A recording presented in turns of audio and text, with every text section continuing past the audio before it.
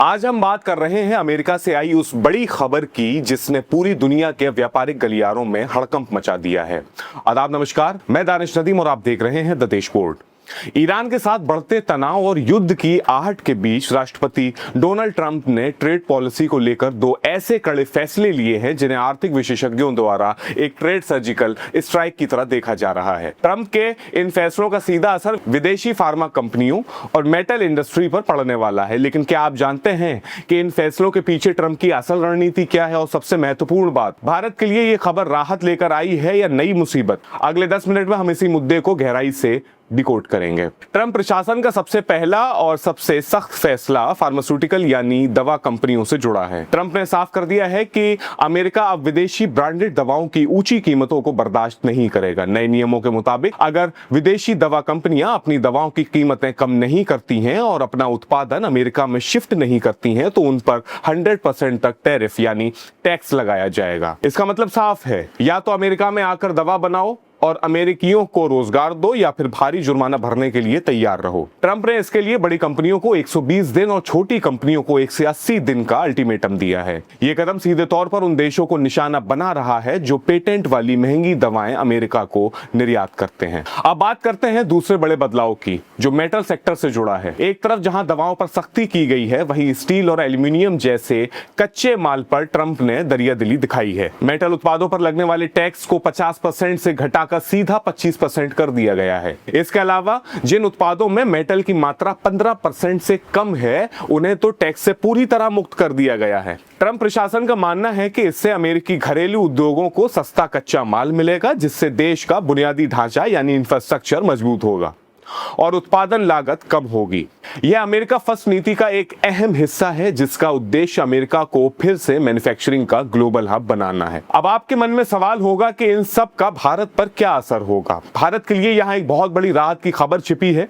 दरअसल ट्रंप ने इस 100% टैरिफ के दायरे से फिलहाल जेनेरिक दवाइयों को अलग रखा है। यह भारत के लिए किसी वरदान से कम नहीं है क्योंकि जेनेरिक दवाओं के क्षेत्र में भारतीय कंपनियों का दुनिया भर में दबदबा है। ग्लोबल ट्रेड रिसर्च इनिशिएटिव यानी GTRI की रिपोर्ट के मुताबिक भारत अमेरिका को जितनी भी दवाएं भेजता है उसका लगभग 90% हिस्सा जेनेरिक दवाओं का ही होता है, यानी भारत का मुख्य बिजनेस फिलहाल सुरक्षित है। साल 2025 में भारत ने अमेरिका को करीब 9.7 अरब डॉलर यानी 80,000 करोड़ रुपए से ज्यादा की दवाएं निर्यात की थी, जो भारत के कुल वैश्विक दवा निर्यात का 38% हिस्सा था। अगर जेनेरिक दवाओं पर छूट बनी रहती है तो भारतीय कंपनियों का निर्यात और भी बढ़ सकता है। हालांकि हमें यह नहीं भूलना चाहिए कि यह राहत अस्थायी भी हो सकती है। विशेषज्ञ चेतावनी दे रहे हैं कि अगर भविष्य में ट्रंप प्रशासन की टैरिफ पॉलिसी में कोई बड़ा फेरबदल होता है तो भारतीय फार्मा दिग्गजों के लिए चुनौतियां बढ़ सकती हैं।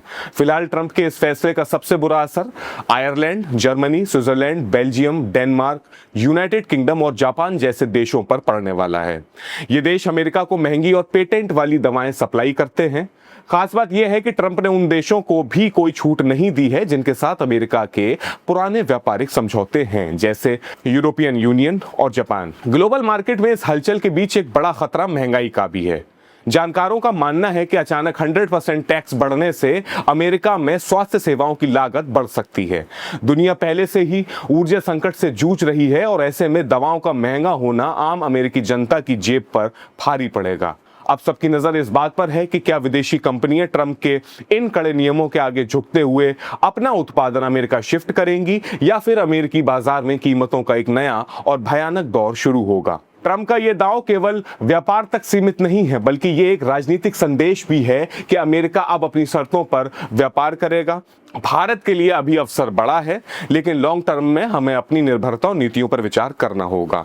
इस मामले से जुड़ी हर अपडेट हम आप तक पहुंचाते रहेंगे। अगर आपको ये विश्लेषण जानकारीपूर्ण लगा हो तो इस वीडियो को लाइक करें और अपने दोस्तों के साथ शेयर करें। देश और दुनिया की हर बड़ी खबर को आसान भाषा में समझने के लिए हमारे चैनल द देश बोर्ड को अभी सब्सक्राइब करें और बेल आइकन दबाना ना भूलें ताकि आपसे कोई भी अपडेट मिस ना हो। कमेंट सेक्शन में बताएं कि क्या आपको लगता है कि ट्रंप का ये फैसला सही है। मैं हूं दानिश नदीम, देखते रहिए द देश बोर्ड। बहुत शुक्रिया। जय हिंद।